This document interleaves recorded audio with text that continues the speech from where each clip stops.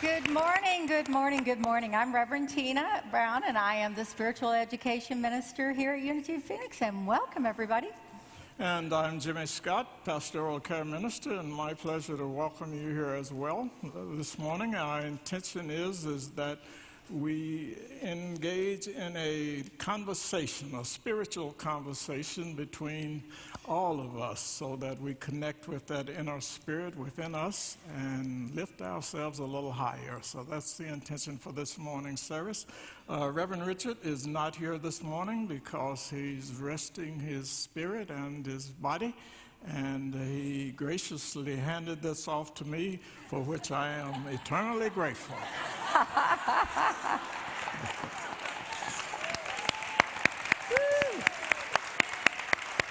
Well, now is that time in our service for a time of prayer and meditation. Love that line where it says, I can feel the brush of angels' wings. So as we enter into this time of sacred prayer and meditation, we actually get to experience the presence of the angel within us. The scripture reminded us that in our time of prayer, it is most helpful when we are willing to go into our closet, to that secret space, and lift up our thoughts and our energy to the presence and power of God in our lives. So as we begin this process this morning, I want to invite you to get comfortable in your seat. Now take a deep, refreshing breath. Just prepare yourself mentally, emotionally, and spiritually, and physically for a brief few moments of quietness and silence and solitude.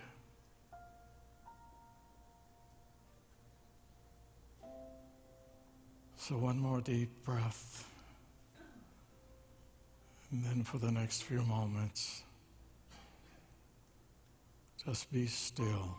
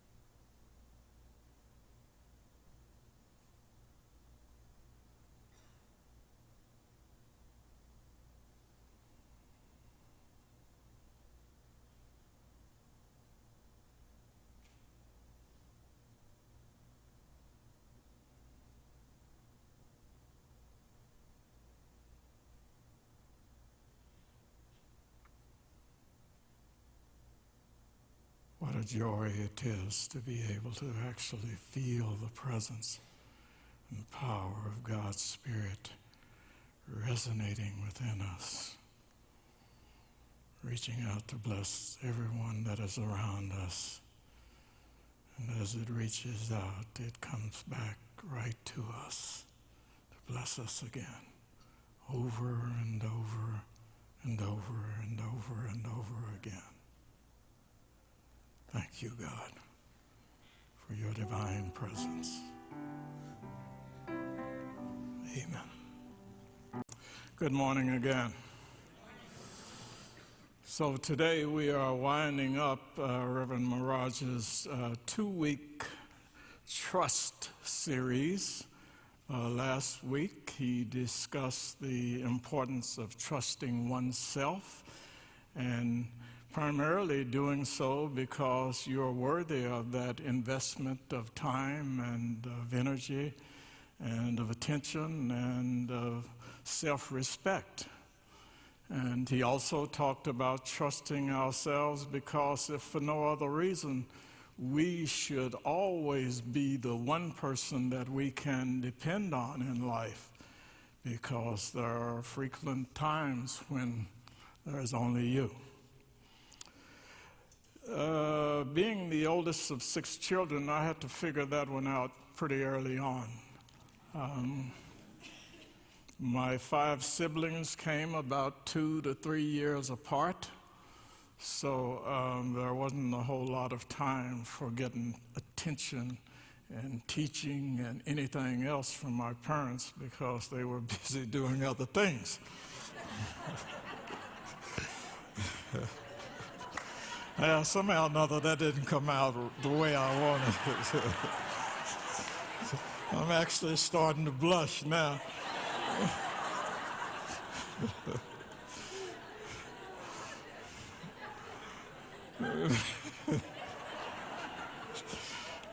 But anyway, it was a good experience for me because it taught me how to earn my own money, taught me how to be dependent, and it also taught me how to trust my younger siblings.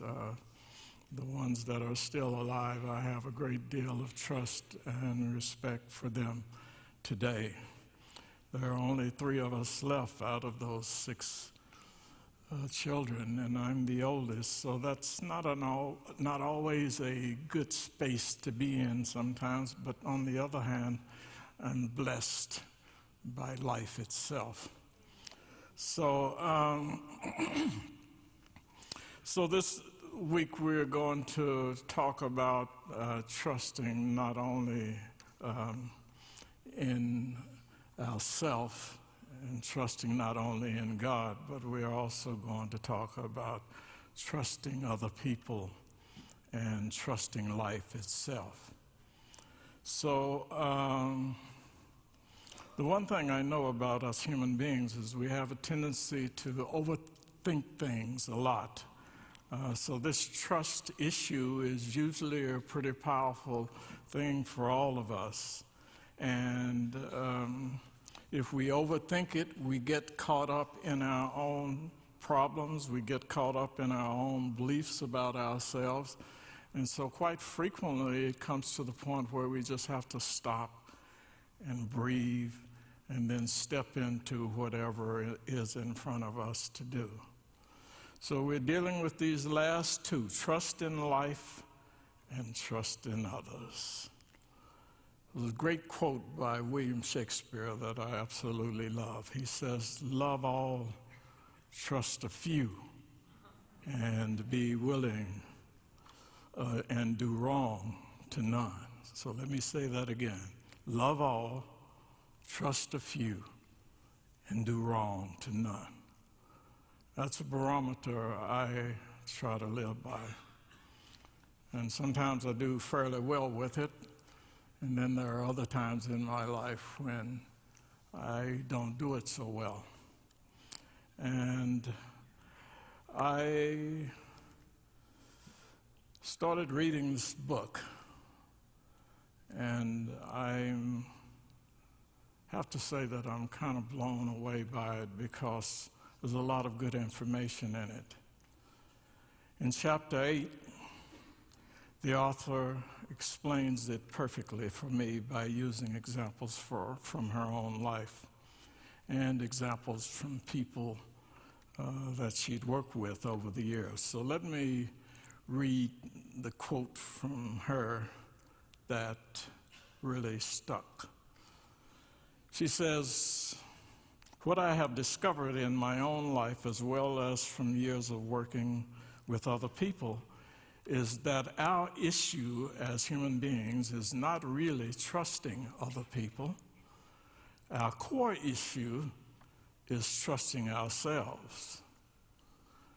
Trusting ourselves to get through the pain of the disappointment and betrayal we experience when other people violate the trust that we place in them." You ever had someone stand right in front of your face and just tell you a bald-faced lie? And then you know that they're lying, and your mind is going like, "Really?"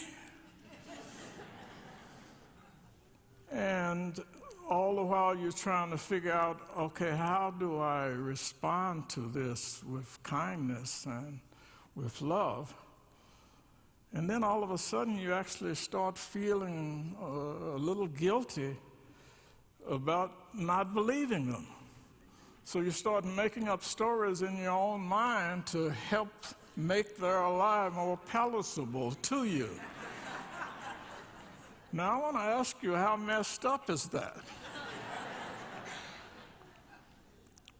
But on the other hand, it's a part of our experience. Now, if you will, take that scenario to another level and have it be your alcoholic or dysfunctional child, or your alcoholic or dysfunctional sibling, or even your parent or your best friend or someone that you've got a deep connection to. And then it gets even more challenging and more difficult. So trusting others can be challenging and it can be difficult. But the good news is it can be less challenging and less difficult. It's never, ever easy, but it can get a little better. In this regard, less is a good thing. So I want to talk about some ways to make it less challenging and less difficult from the author's viewpoint and from a little other psychological readings that I've been exposed to. The first thing we have to understand when dealing with people, including ourselves, is that there are no perfect people, because there is no clear, concise definition of what perfection is. There is none. So how can there be any perfect people? Because there is no kind of perfection of any kind. I don't care what you bring into this planet, you can find imperfections on it, because perfection has to do with what we see in our own consciousness as perfect. We label it perfection, but that does not mean that everyone will see through the same lenses that we do. So we have to have realistic expectations of others and ourselves.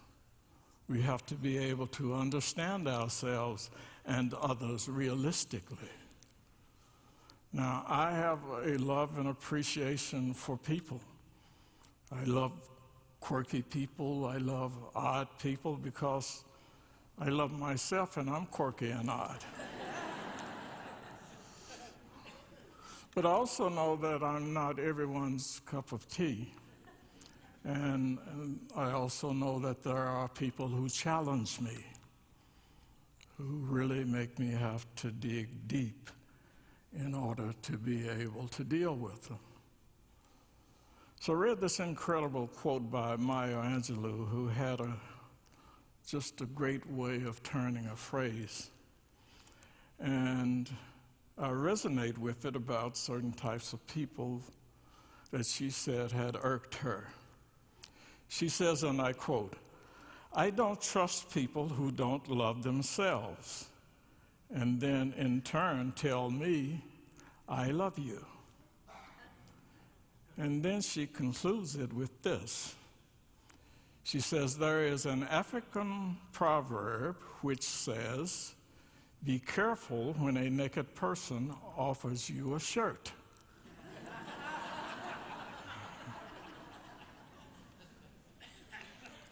So after you kind of go over the pictorial aspect of that in your mind, think about the depth of that and what she's saying. So I didn't really get it at first, and then I began to read a little about her life and about her history, and I saw where she was coming from. Because in my reading, it revealed that some of the people who had professed to love her had been the ones in her life who had hurt her the most.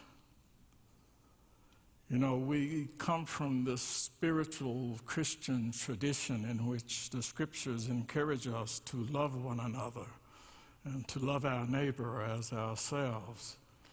But what we sometimes misinterpret is that that love is about speaking platitudes when it is not. That love is about seeking to understand. It's about respect. It's about empathy. It's about engaging with people.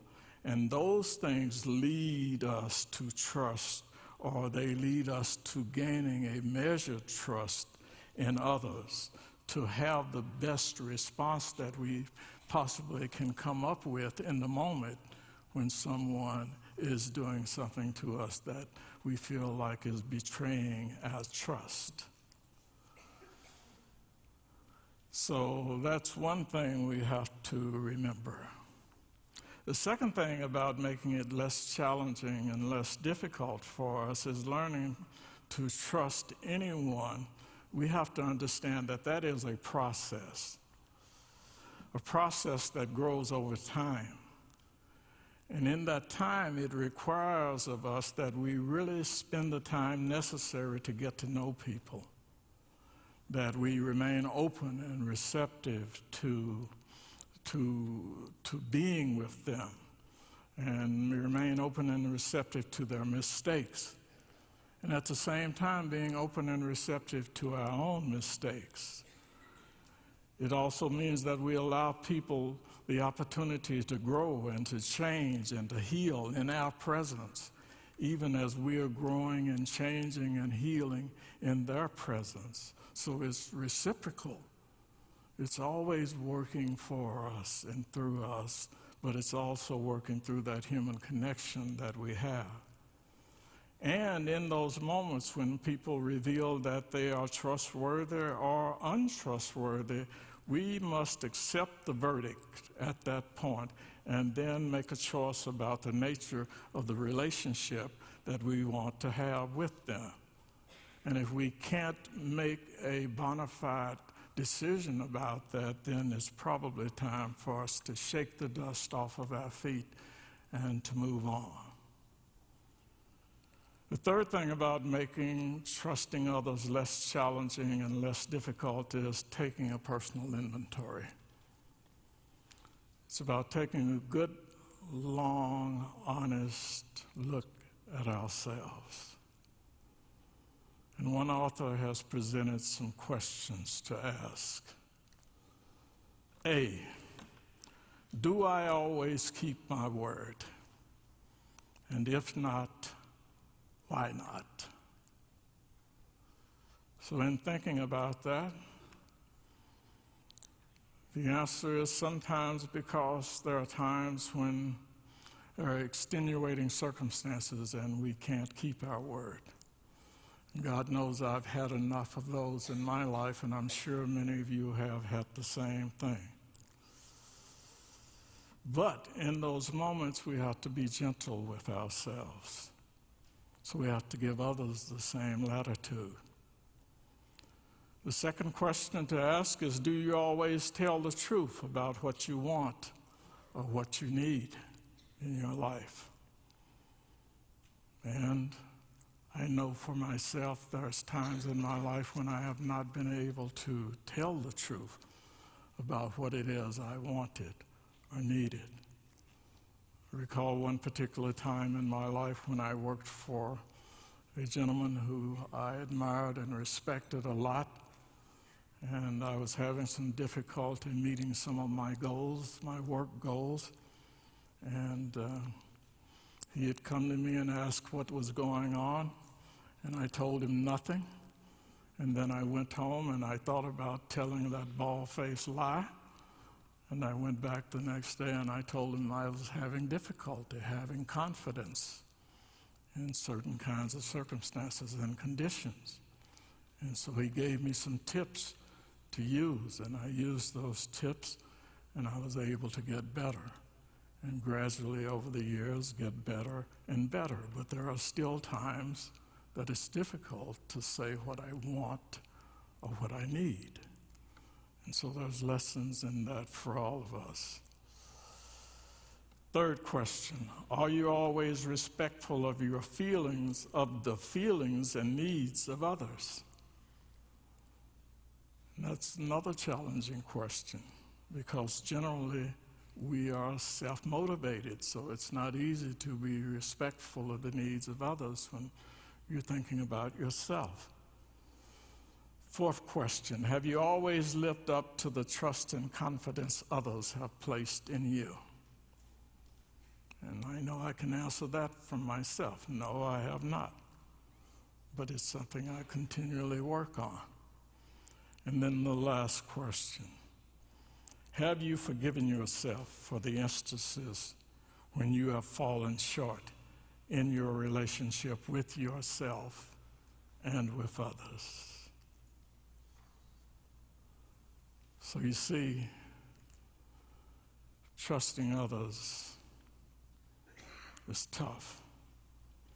Trusting ourselves is tough. And the truth is, we are all in this universe together. And the more adept at this skill of trusting we get, either way it shows up, the better our world will become. Again, it is by no means simple, but it is worth undertaking. This is a good book. The title of it is Trust, Mastering the Four Essential Trusts by Ilyana Van Zandt. And she gives a lot of stories, so you have to kind of muddle through the stories to get to the meat of the issue, but it's a good book. And it's a deep book. So there's one thing I've found to be consistent in life is I don't always end up where I thought I would. And that's geographically, that's psychologically, that's spiritually and emotionally, and even physically. I never end up where I think I'm going to end up. But I truly believe that I always end up where I am meant to be.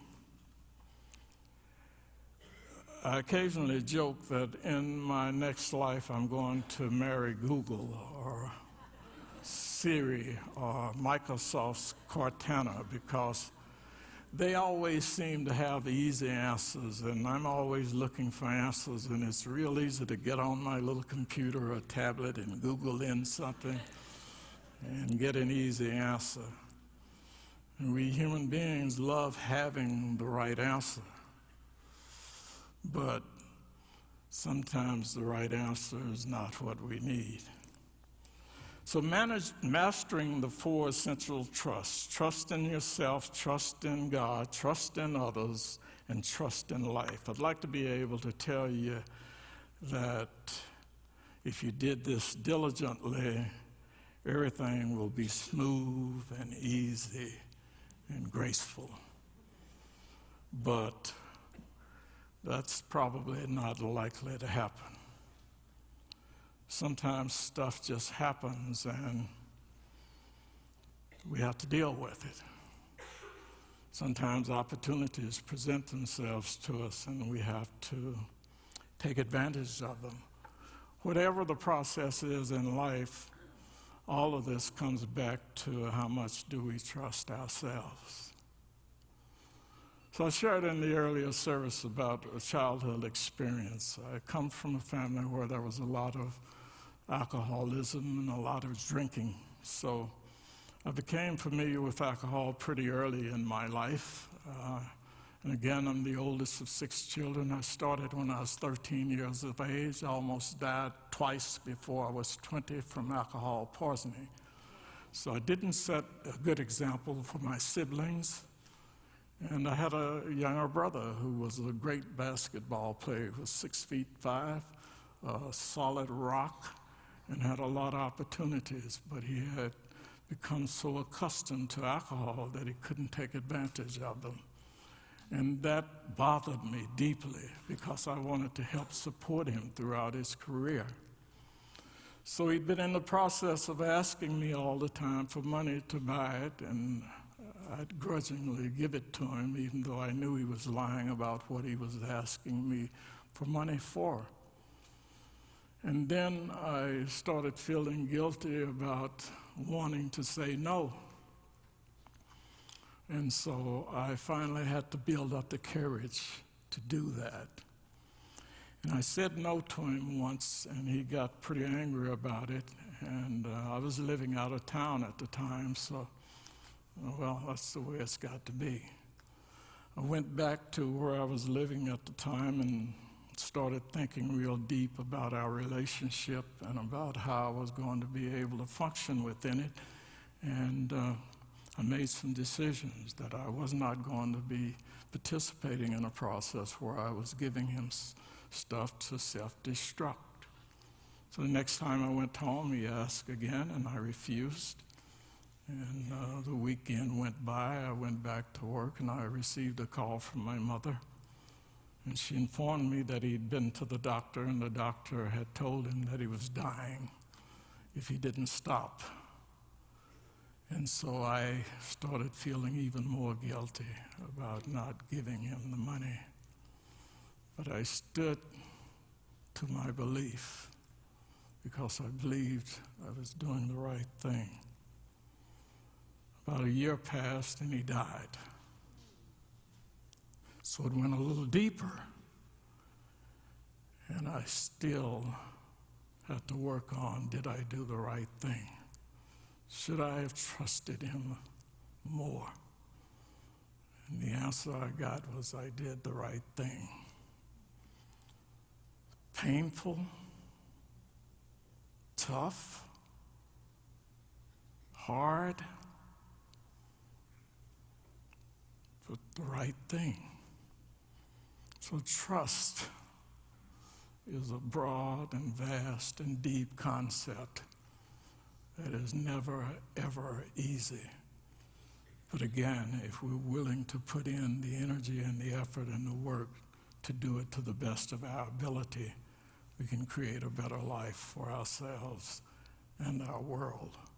Because out of my refusal to give him money for alcohol, I also had to make some decisions about how much I was abusing it and misusing it, and then come to an understanding of how to change that. So trust, big time issue. And I wish I could make it easier for you, but I can't. God bless.